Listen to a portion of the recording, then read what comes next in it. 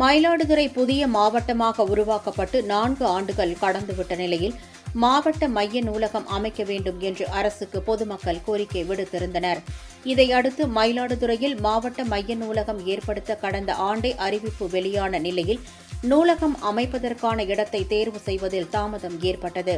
மேலும் மாவட்ட நூலகம் நகரின் மையப்பகுதியில் அமைக்க வேண்டும் என்று பல்வேறு தரப்பினர் கோரிக்கை விடுத்திருந்தனர். இந்நிலையில் நகர பூங்கா அருகே தற்காலிக பேருந்து நிலையம் இயங்கி வரும் இடத்தினை தேர்வு செய்து அந்த இடத்தை நகராட்சியிடமிருந்து நூலகத்துறைக்கு மாற்றம் செய்யப்பட்டது.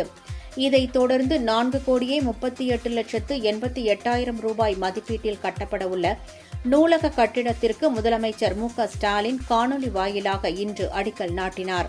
இந்நிகழ்வில் மாவட்ட ஆட்சியர் ஸ்ரீகாந்த், மயிலாடுதுறை சட்டமன்ற உறுப்பினர் ராஜ்குமார், முன்னாள் சட்டமன்ற உறுப்பினர் குத்தாலம் கல்யாணம், நகர்மன்ற தலைவர் செல்வராஜ், மாவட்ட நூலக சுமதி மற்றும் அதிகாரிகள் கலந்து கொண்டனர்.